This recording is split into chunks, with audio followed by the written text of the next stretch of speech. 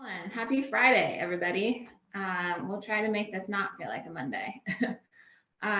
So if you haven't met, I'm Kirsten Sheely. I'm the current president for our IIDA Ohio Kentucky chapter. I get the pleasure of kicking it off this afternoon, I guess it is now.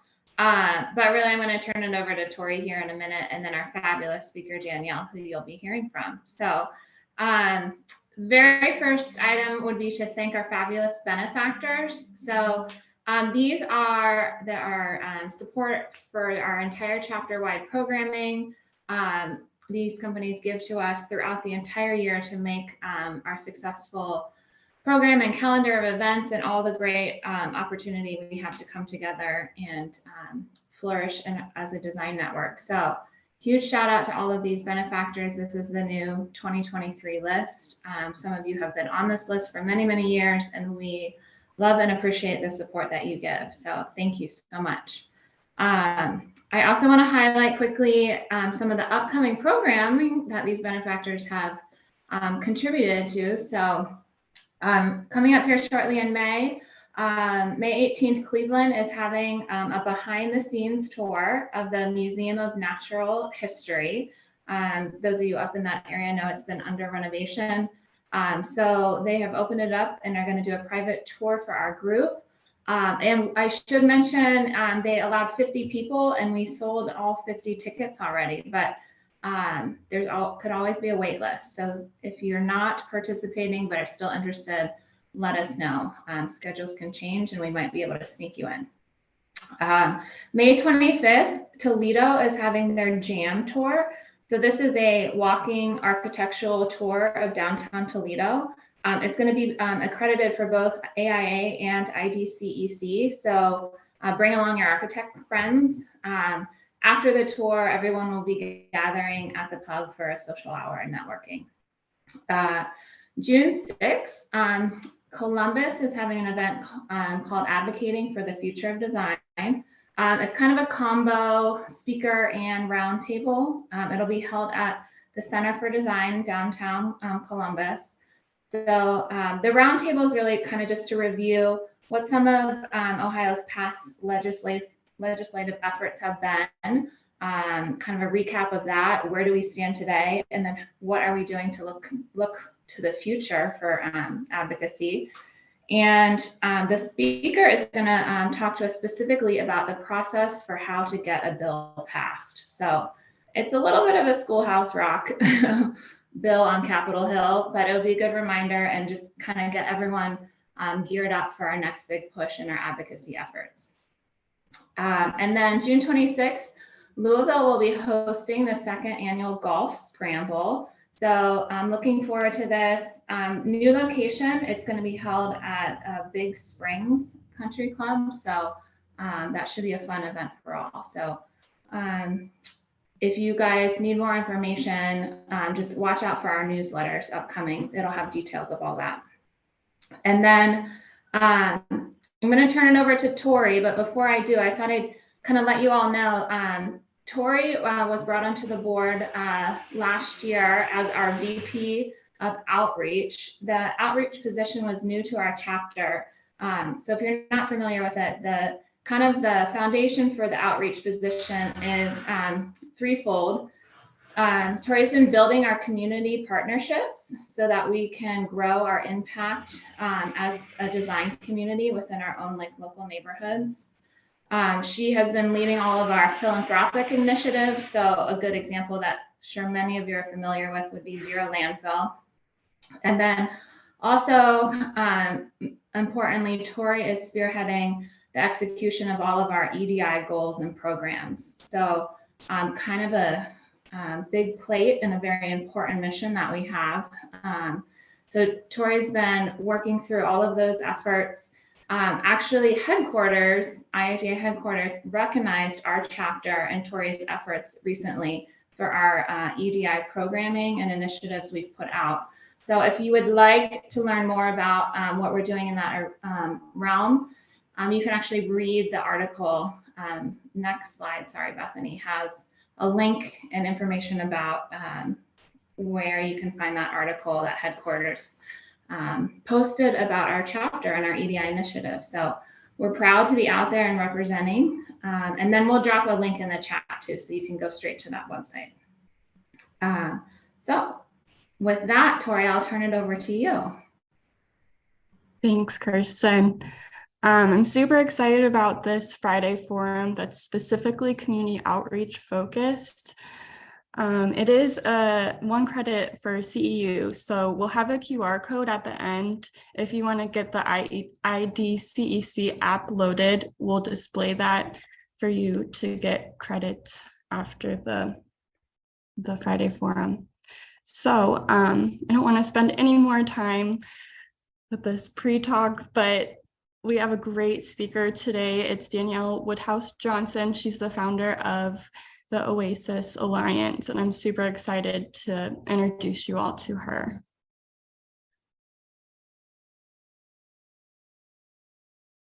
Can you hear me, Tori? Yeah, we can hear you. Awesome. Thank you guys so much. Let me just share my screen before I jump into our session today. Hold on one second. Let's get set up. Okay, I'm going to share.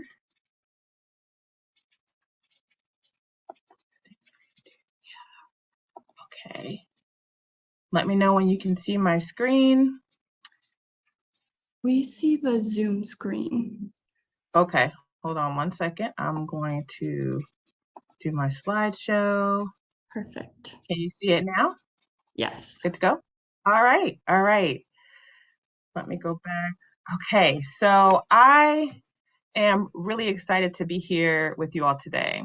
I'm going to lead with gratitude and first thank Tori for bringing me here. I had 50 minutes. I think I have like 40 now. So bear with me because we're going to be moving really fast. I'm going to explain the work of the Oasis Alliance. I'm going to present some case studies to you all. I'm going to ask you to dip your pinky toe in the waters of therapeutic interior design in small groups, and then talk to you briefly about how you can get involved if you're interested. My objectives for you today are twofold: to awaken you to your own feelings of compassion towards your community, and to stir up a fire in you to use those skills that you have in interior design to make a difference in the places where you live and work. One other thing I want to note before we start is that our work with the Oasis Alliance fits squarely in the EDI space for 2 reasons. We are BIPOC-led, and the majority of the people that we serve come from marginalized communities. So I just wanted you guys to know that before we get started.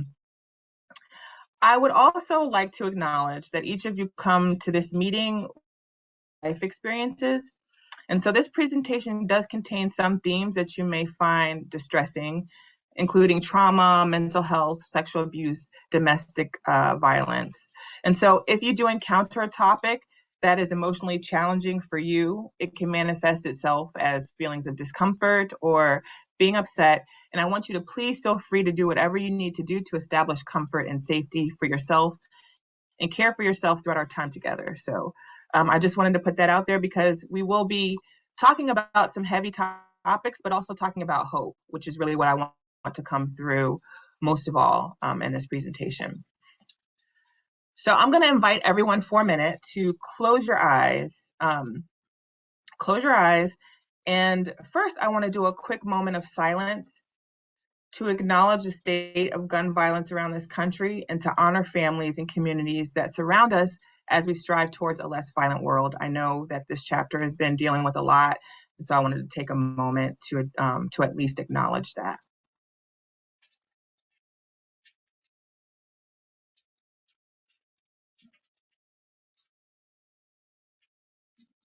Thank you so much. So now we're going to take this next visualization to drop down into someone else's story as a grounding for our discussion. So just take a moment, and I'm going to take you into a story of one of our clients. Imagine that your mother, in the throes of addiction, leaves you in the house as a toddler and never came back to get you. Child Protective Services got involved and you ended up being placed in foster care. You get moved from home to home, carrying all your belongings in a big black plastic trash bag. As you get older, you start to internalize the message that you don't belong anywhere. You dread going to home to strangers, to people who tell you you're family and then tell you have to leave. You're never at home at home. You turn 18 and they say you've aged out of the system. You receive a housing voucher and a couple $100s to set up a small apartment. You stand at the threshold of that apartment and you put the key in the lock and you open the door. You can smell the fresh paint and the previous tenants. It's yours and you can't believe it. How do you feel at this very moment? You can open your eyes. At the Oasis Alliance, we feel that this is the moment we're made for. My name is Danielle Woodhouse Johnson. I'm the founder of the Oasis Alliance. I'm a community health worker, a nonprofit strategist, an artist, an interior stylist, a jewelry designer, a mom, a wife, and a dreamer. All my life experiences collided gloriously in 2018, the moment I found myself, through a request from my church, designing an apartment for a mother and a daughter who had just come out of a local shelter and they were finally getting a new home. I created a space that was both visually and emotionally pleasing after getting to know them and their story. The reveal was a mess of tears and joy, and I knew at that moment that it was my purpose to create spaces like this for other trauma survivors.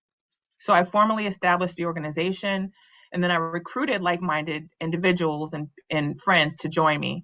And that is the journey that brings me here to you today.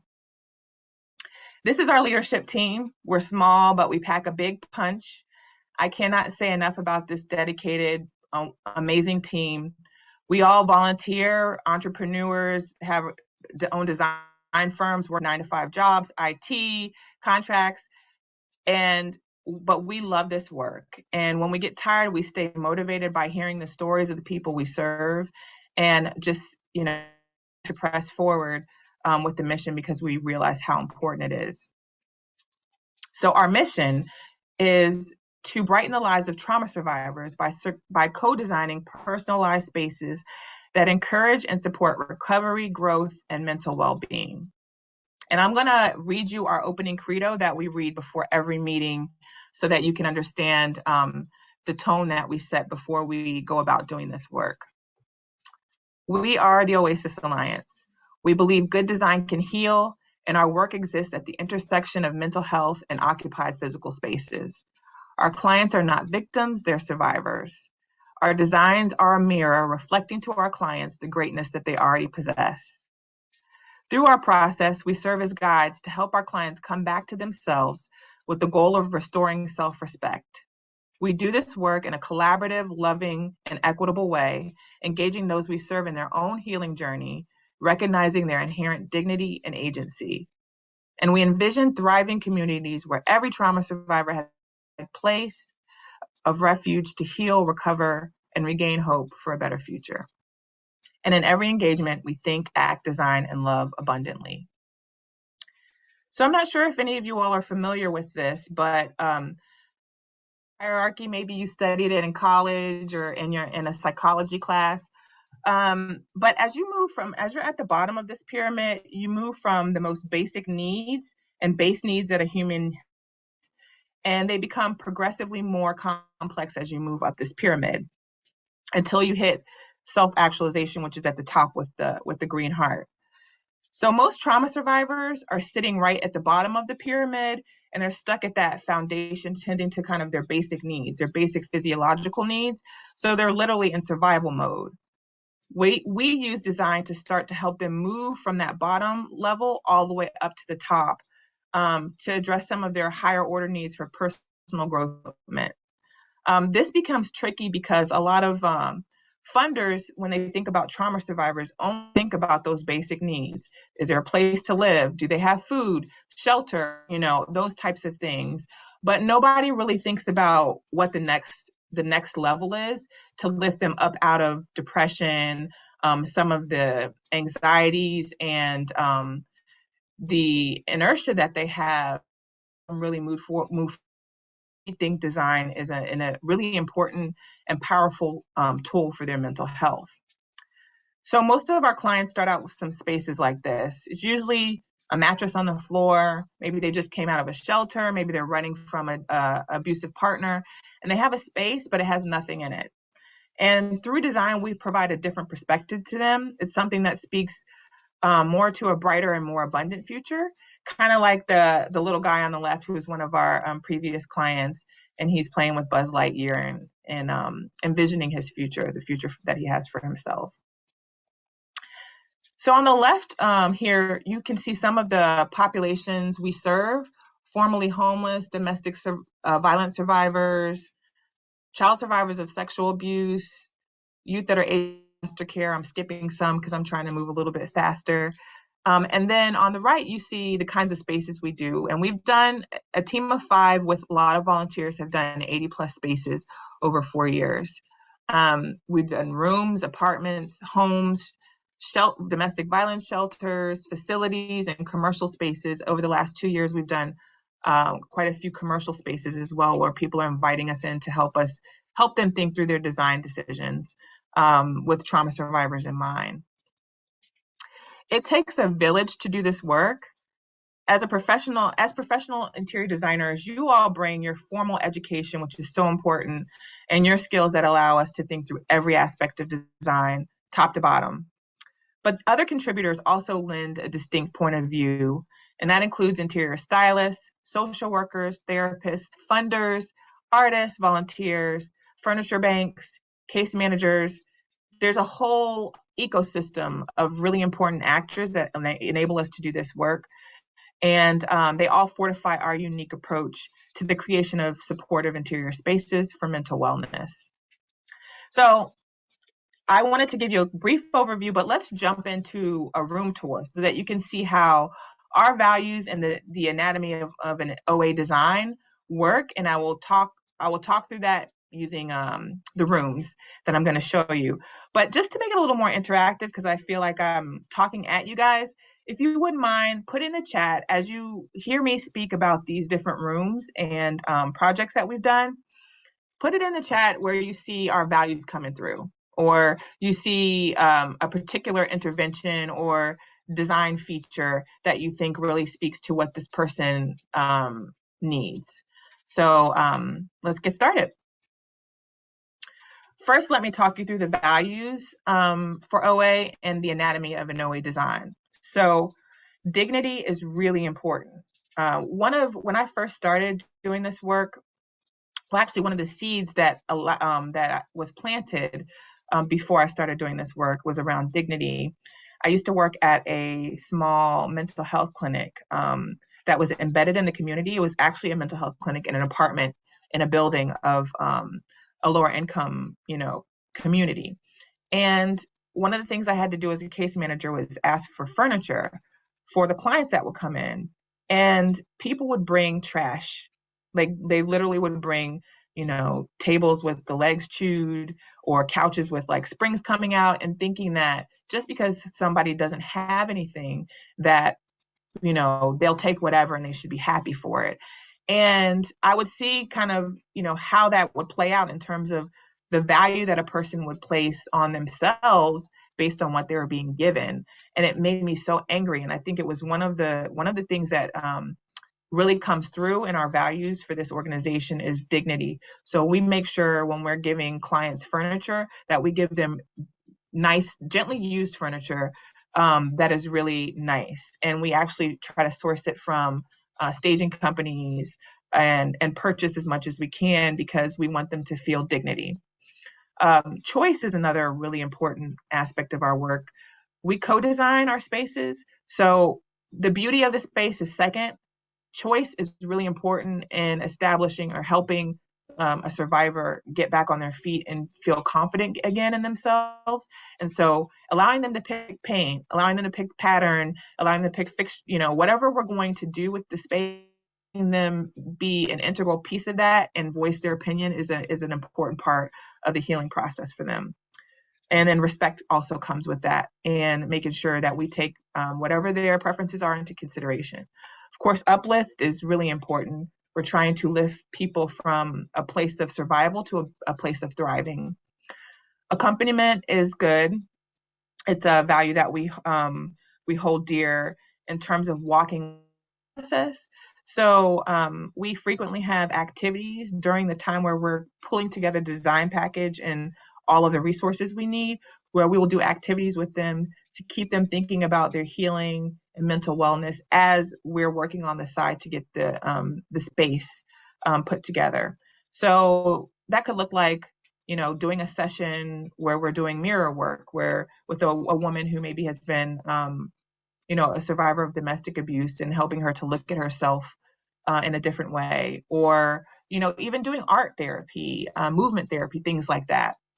And then abundance, healing, love are all throughout our designs. We want to give them more, knock their socks off, give them more than they thought they would ever dream of getting, to lead to healing and to feel loved. And then the an OA design frequently includes some of these elements. Natural elements and live plants always bring energy, bring the outside in is such a healing way to do work. Psychological safety. So I will give you an example. If we have a child who's been sexually abused, we'll put a bell on the door so that every time the door opens, that child knows that someone's coming into their room, so that they can feel safe and know, what's going on around them, things like that. Customized art is always wonderful. It's even better if we can do it with the client and then have that art featured in their space to kind of empower them that, yes, I can be creative again. I can think, I can make things, and it's a way to build self-esteem. We also have healing tools like, aromatherapy is an example of that. We like to include affirmations, the right lighting, the right colors to promote a certain, certain psychological states. And then we pay attention to sensory a lot and textures as well. Okay, let's see. How am I doing on time? Okay, 12:25. All right. Let's talk through case study number 1, the Alive. And if you can drop in the chat where you see those values coming alive, that would be great. I don't want you guys falling asleep over there. I can't see anybody's face right now, so it will help me know if I'm hitting it and you guys are understanding what I'm talking about. So for case study number 1, I'm going to talk about Alive. Okay, thanks, Kristen. Thumbs up are good. Feedback is good. So for case study number 1, I'll talk about Alive Food Hub. Trauma. This quote kind of surfaced for me is really important. Trauma robs the victim of a sense of power and control. The guiding principle of recovery is to restore power and control to the survivor. So this is the shell of the Alive Food Hub. It was a food distribution center that was started during COVID, where a lot of people had food insecurity. And so they would come here and get bags of food. But as you can see, it's pretty bleak. It was, a white box basically. And this nonprofit was looking to help infuse some life into this space so that people could come in and not be depressed about the state they were in, but they could come in and be encouraged. And so, it was pretty basic. We came in and did a design plan with them and talked to the social worker that worked in the space to find out what the function needed to be, the usage, what they wanted to feel, all of those things, kind of like you would do for any sort of initial intake or consultation. And then you can see my daughter on the left who's painting because it's a family affair. My husband actually frequently packs the trucks and things like too for the families that we help. And then our chief design officer is in the middle. We're all painting, getting our hands dirty. Our COO is on the right. And we also brought in community artists. So we had muralists come in that grew up in the place where that center was and come in and bring their artwork to the space. So we had this guy come, Eric, who paints all over the city, Washington, D.C., like murals on sides of buildings. And he came and donated his time to paint a mural. And this beautiful mural that has themes of, of thriving with the butterfly and, nature and things like that. And so when we finished, we had created more of a commercial looking space, something where people could come and shop versus they're just getting bags of food. As you can see on the left, we have, the bags. And we also had a children's area so that when parents are talking to the social worker, they could see their children. It creates a place of safety for them. And the kids can remember, I went and played instead of I went and received a bag of food, a trash bag of food. So we had a little children's area. We also addressed some of the needs of the staff to have like a space to plan and a space to do interviews for some of the clients. And that's us. So you can see on the left, the case manager was so happy. It was a really joyful day for us and really fun to do together. So I see things happening in the chat.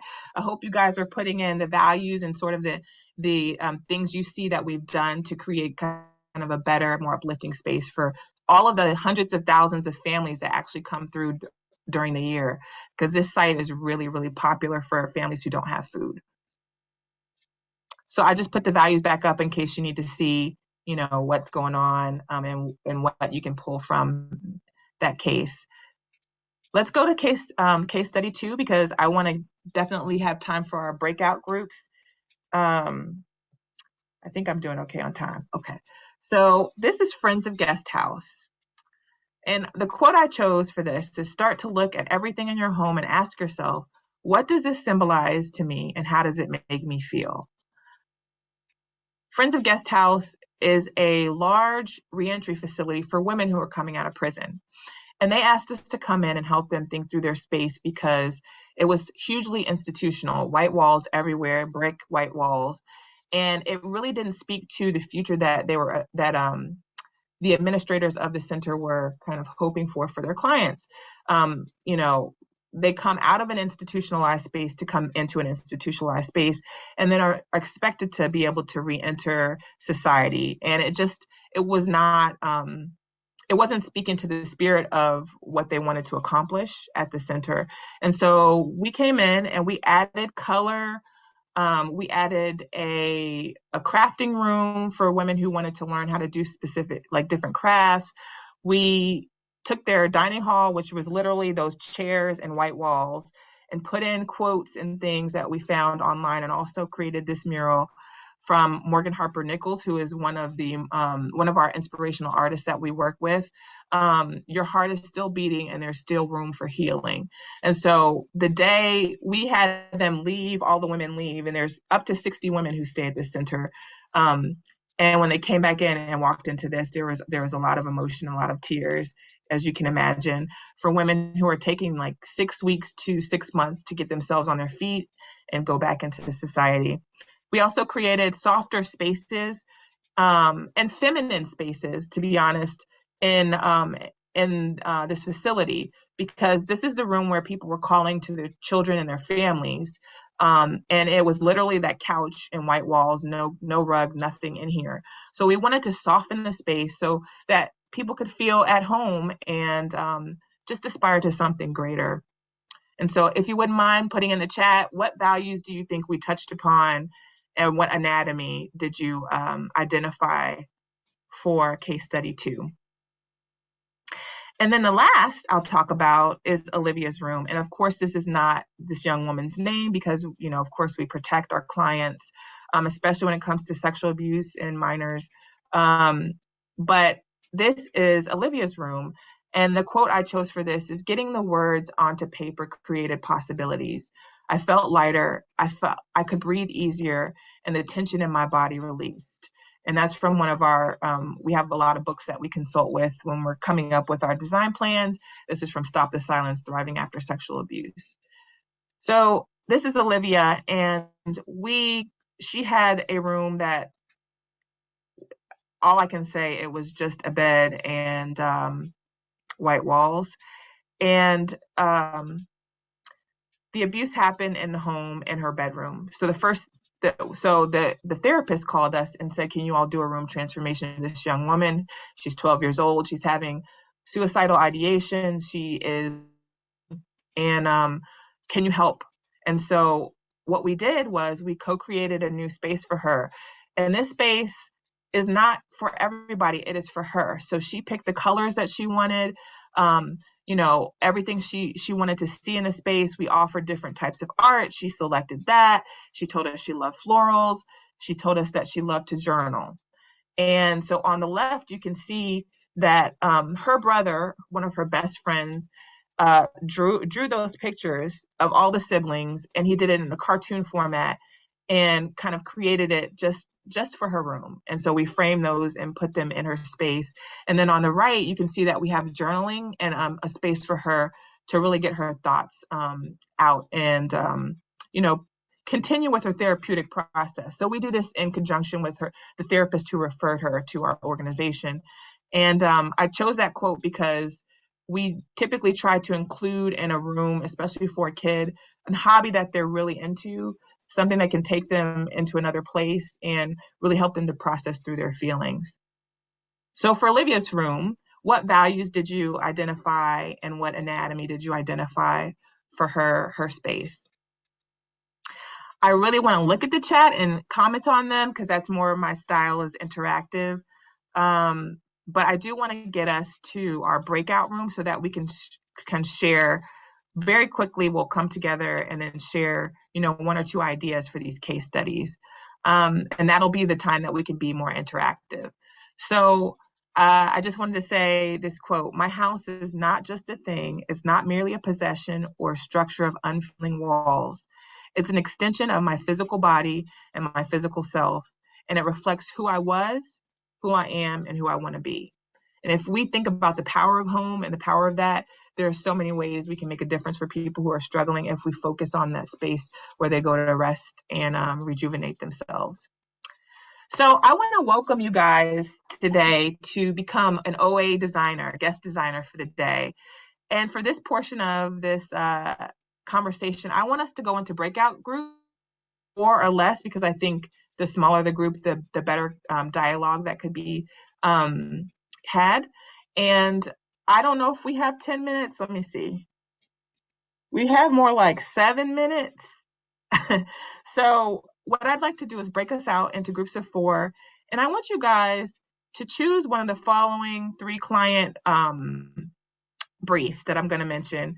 And I want you to develop not 5 to 10, just 5 ideas for features or of things that you will put in the space based on what I'm telling you about what the social worker has submitted as a client brief. And this is really the initial process for any OA designer. They come in and they're going to work with the social worker who's going to give them sort of an overview of that client. And then you start to, after you interview the client, you start to develop their design plan. So scenario 1, really quickly: a domestic violence shelter reaches out and says that they have a month to furnish and decorate a space that will house 7 to 10 families, women and children only, and there's only 1 family per bedroom. And these, just to tell you, these are actually real briefs that we've had. The second is, your client is a teen mom who grew up in foster care and is finally getting her first home after the last one burned down.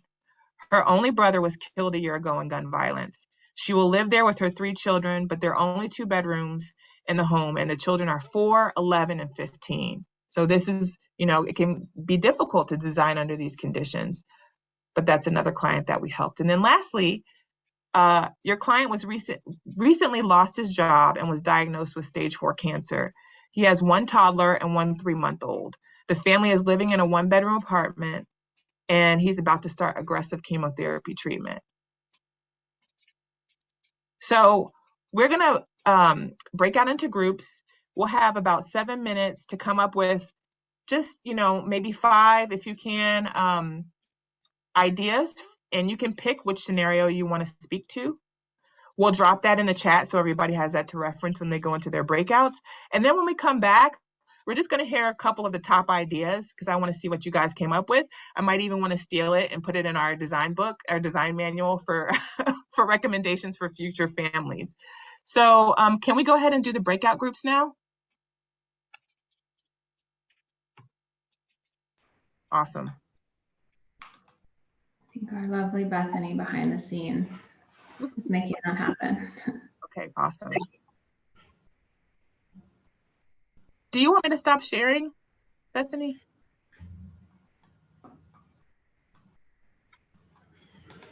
I think you're okay. I think everyone's heading into their rooms right now. Okay, cool.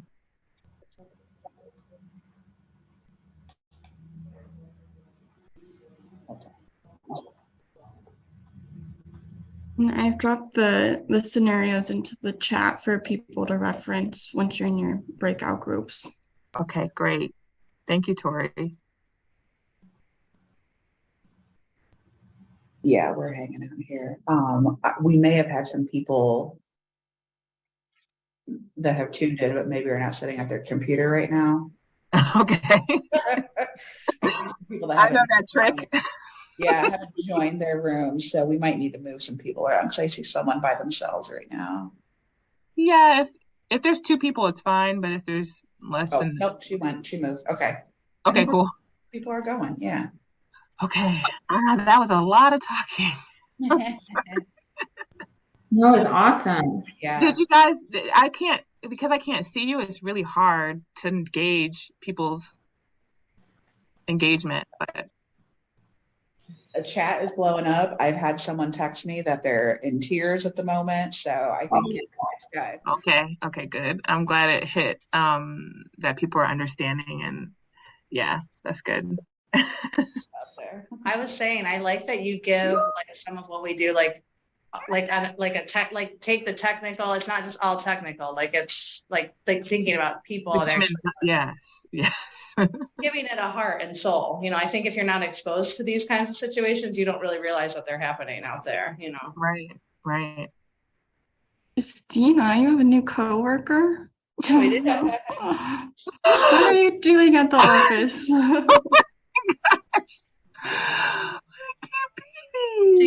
She came in for the Friday forum. Oh. Awesome. Plus now I got to see how Aw. this breakout room thing works. It's fascinating. How old is she? She's 6 weeks. Oh, wow. All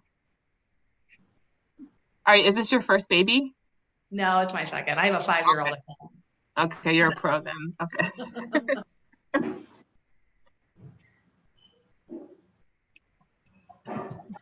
Very cool. Yeah, I remember when I had my first baby. I have 2. But when she was 6 weeks, I was so desperate to get out of the house that I had a design, a jewelry design like event, craft fair, and I had her in the little car seat, and I was selling jewelry, and she was right there with me. Well, I was like, I have to get out of here. there's so much easier to kind of like travel around. I think too, like now that I have my older one, like this is the age that you can like, they just kind of like sleep and you can move them around and they're Yeah. just, they're kind Little of, blobs of love. I feel like she's like, thank God we got out of that house too. Probably. Especially like, cause my other baby was born in July. So we were like always outside and sitting in the backyards and on the front porch. This one's like, can we please leave this house? Shut in, baby. That's funny. Do we think Abigail's okay? She says there are 4 people on this one call. I sent her a message to see if she could get in your breakout group. I don't know. What does that mean? There are 4 people on this one call. That's good. She's stuck with us at the moment. Oh, okay. I was like, that's good. 4 people's good. Yeah. Yeah, you agree. Yeah, smaller is better for that kind of stuff, especially when there's not much time. Okay. Yeah, I feel like we're pretty good on time. I haven't seen like any questions come through in the chat yet, so I don't know what Q&A will be like. We might have enough time to. If we don't have Q&A, if we don't have questions, I don't want it to be awkward. Like I can say, if anyone wants to reach out, that kind of thing, because I know you guys needed 5 minutes at the end as well, right, to wrap up. I don't think we'll need a full 5 minutes. I Okay. just have the QR code to display on the screen, so Okay. no need Alright. to rush. Yeah. Okay. And people can just unmute themselves to share one of their ideas. Yeah. Okay. I haven't been keeping track of time, so just let me know when you're ready to wrangle the troops. Yeah, let me see. I'll probably need. Let's give them 3 more minutes. Okay. 38 participants still. Yeah, not bad. No, We didn't lose too many there. no. Especially if it's people. I know sometimes when you go to breakout groups, people will disappear because they don't want, Yeah. want to interact. Yeah. It wasn't many.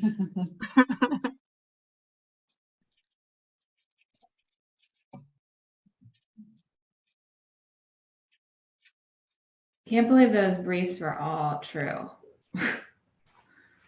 I know. That's hard. All Yep. the gun violence statistics always strike me, like all the people whose families, every time I go to anything and people are speaking and you hear how many people are impacted by like losing somebody, you know, to a murder, like it's just, it's one of those things that you just don't realize in your everyday life until you hear people talking about it. Mm-hmm. Mm-hmm. That's why I think bare minimum, just people hearing that people are in these situations and they're experiencing these struggles, I think is, I mean, it's good for people to understand. It's not like people talk about this all the time. Mm-hmm. I agree. We And I have, love that you're applying it to what we do too, design. It's kind of like, yeah, it's So this weird, good.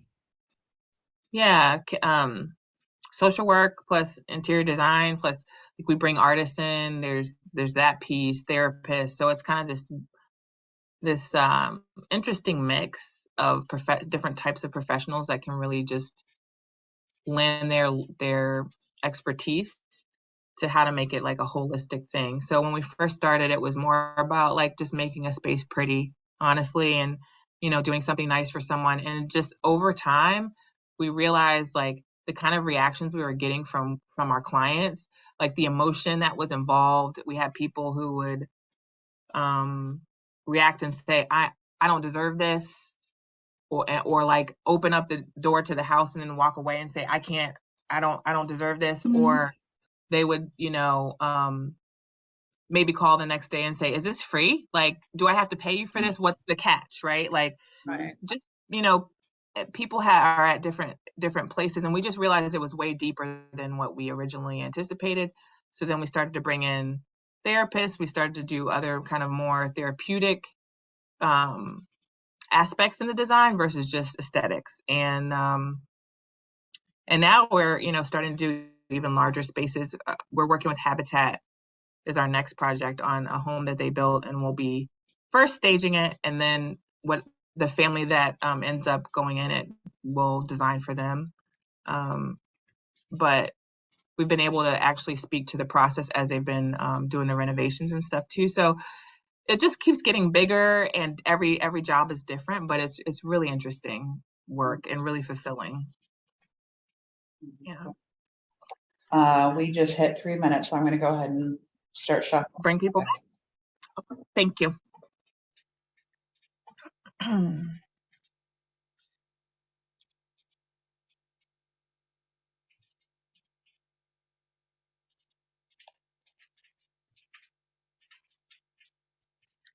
Can you all see this? I'm moving around the block with your faces. Can you see that? No. Good, because I thought it was blocking my slides for you Oh all. no, you're good. Okay. All right.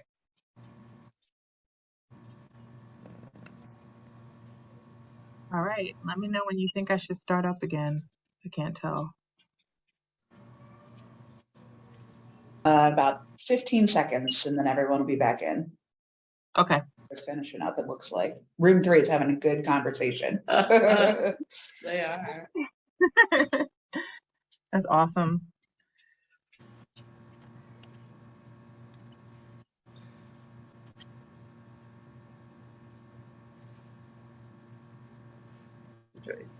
Okay, you're good to go, Danielle. All right. Welcome back, everybody. I hope I heard some of you all were having great conversation. I hate to bump you out of that because I know you're just kind of digging in and then get cut off. But I want to take a moment just to have us share out, anyone who feels brave enough to share out one idea that you all came up with in those few minutes for that particular client brief. And I do want to say before you share out, and to encourage you to be brave, This share out is dedicated to our client, Todd, who passed away a couple months ago. We helped his family. He was one of the people that was in, I think it was the third client brief. And he had a long fight with cancer. And we still keep in touch with his family, and they're doing well. But I want to dedicate this creativity that you are bringing to the table in his memory. So with that, hopefully you will have the courage to share. And let us know what you came up with. So anyone can kind of unmute and tell us what you talked about. I can share. Awesome. I can't tell who it is. Awesome. My name is Katie. I was in a great breakout with Erin and Bethany.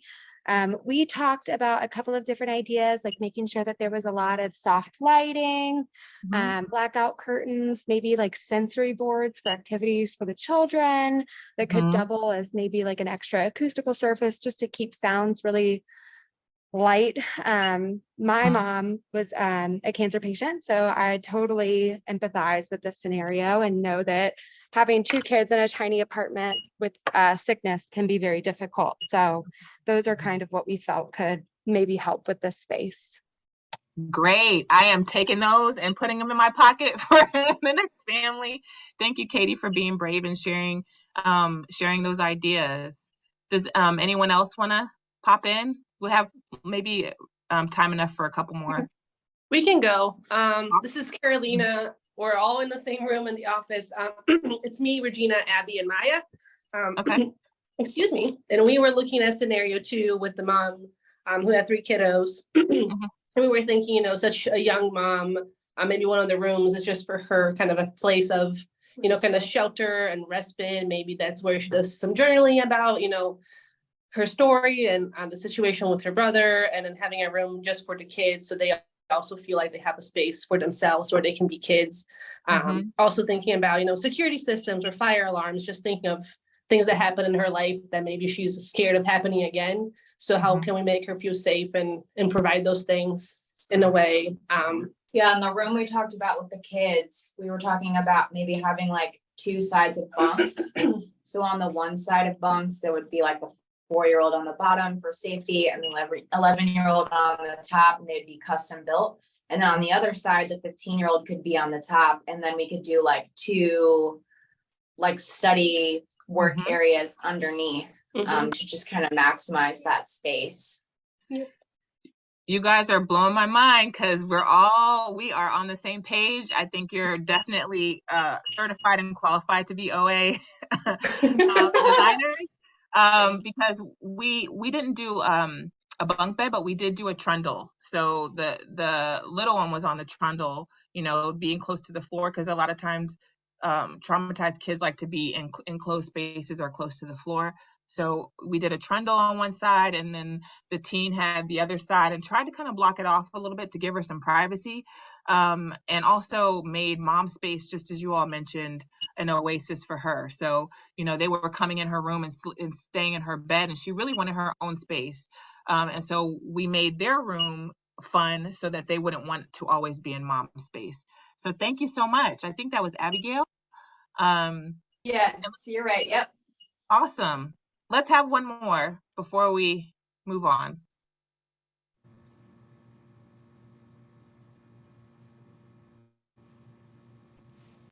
I can share. This is Hunter. Hi, Hunter. Hi, I was with Tyler and Courtney, and I did not catch the last person's name, but we took on client 1 for the domestic abuse facility for women, and we also talked about a trundle bed, but kind of also like if it's a bunk bed and trundle combo, so you can maximize, because like not knowing how many children the mother may have, it might be kind of hard to accommodate everybody in that space. Thinking about desks that are like folding up into the wall so that they can, have additional floor space. Also providing a little space for homework. Thinking about kind of communal kitchens and types of bathrooms, are they private, are they single, are they shared? some operations things, but then also some security issues. Like, how do you make sure that everybody feels safe? Is there a fence? Is there not a fence? Is there cameras? You know, what level of comfort do these women need to feel like that person that maybe harms them is not going to come find them and their children? So kind of talked about a lot of little things all over. That's amazing, Hunter. Fabulous, fabulous work for your team. As you can see here, this is what we did with the facility. We did it. We used donations, and we thrift. Like, we are really scrappy because honestly, we don't get a lot of funding for this work. A lot of people don't realize, they think design is a luxury. They think design is extra icing on the cake. It is not really necessary. So it's rare. It's hard to find people who will really invest in this, but we are starting to talk to a lot more designers because we are the ones who know the power of this, right? So Hunter mentioned having space for homework. As you can see there, we have like a little nook in the back for the kids to play, and a homework area. In the front, we had a little yoga mat area studio so people could do some meditation and yoga in the morning. And what you were saying about security is a huge piece of it. So, you know, typically the address isn't shared of where these domestic violence shelters are, because they don't want you know, abusers to find the families that have escaped from that. And then you can see these beautiful windows, right? You don't want to close them up, but at nighttime, you know, you have to have a way to make sure that people feel safe, like they don't feel like someone's peeping in the windows and things like that. So we had to talk about, you know, window dressings and all those other things, cleanliness. You know, people come in and out, families come in and out of the shelter. So how do we keep it clean and not overdo it with the core and things that can kind of get dirty? So all those things are consideration. Thank you, Hunter, for your feedback, and all of you guys are phenomenal. I really, I wish you lived in Washington, D.C. to work with us directly, but I will talk about ways that you can still get involved. So thank you so much to everyone who participated in that breakout. So I'm going to talk about how you can get involved, and then I'll end to see if we have any questions. I love Q&A. I would love to sit here all day with you all. I only had an hour, but I will go ahead and talk about how to get involved, and then we'll come back to Q&A and close out so we can make sure you get out on time. We have 5 minutes left. So very quickly, if you are someone that you know has survived trauma and this mission resonates with you, you can join us a number of different ways. I'm going to focus on the first way because that's what I think is the most interesting to you all. So we want to launch a design fellowship.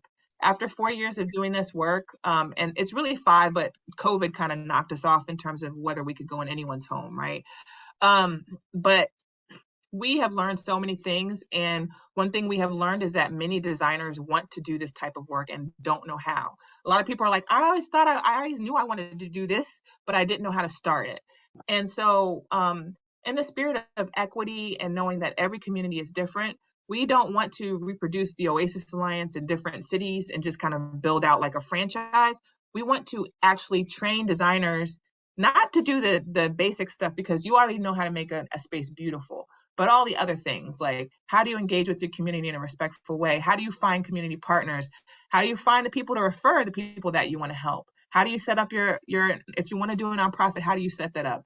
How do you think about therapeutic interventions in a different way? All those things we want to package into a fellowship and have designers sign up for it and do like a 6-month intensive where we learn together, we grow together, and then you have a practicum at the end where you actually help the family that you find in your own community.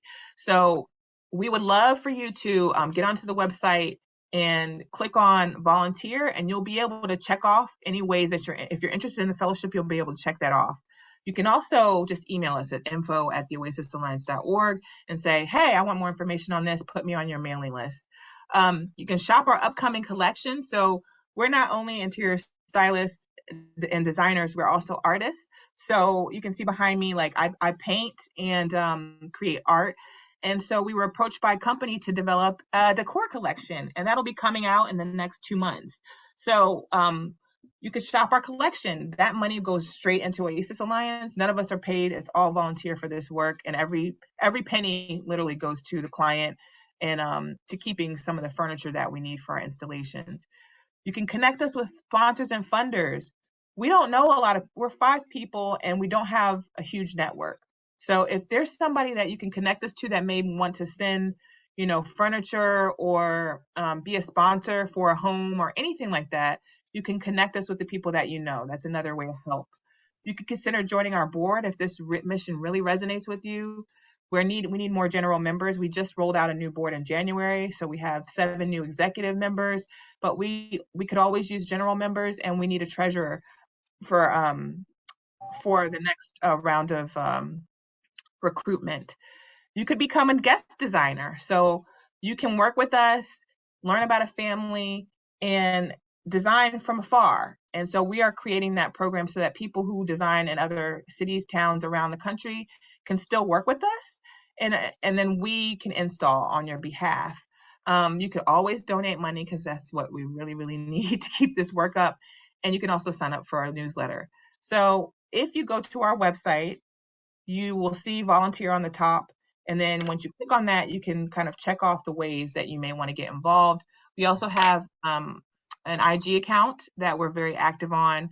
And if you want to text to donate, you can text Oasis to 44321 to donate any amount right now. You can pull out your phone and do that. So I want to thank you all for having me. This has been a pleasure and a joy to be with you and to explain what we're doing. And I would love to hear from you all. I'm going to stop there. And if there's a question or two, I can take that. But I know that I have to give time to wrap up to the crew. So I'll take it from there. Tori? I don't see any questions in the chat. So if anyone has anything, feel free to come off mute and ask any questions you have. Yeah. But so far, everyone is saying you're doing amazing work. I can't. Very inspiring. Cool. Thank you guys so much. Yeah, and perfect, Bethany. We'll put the QR code up now that we've reached the end. So just open your IDCEC app and you're able to scan that to get your credits. Ooh, fancy. Okay. If you guys have questions later on, I love to interact with people who are interested. I could talk to you about anything related to our work, let you know how to get involved. If you want to do something in your own community, I'd love to talk to you, support, coaching, all that kind of stuff. I'm just here to talk about the impact that interior design can have on mental health. And it's just a really beautiful thing. So thank you for your time today, everyone.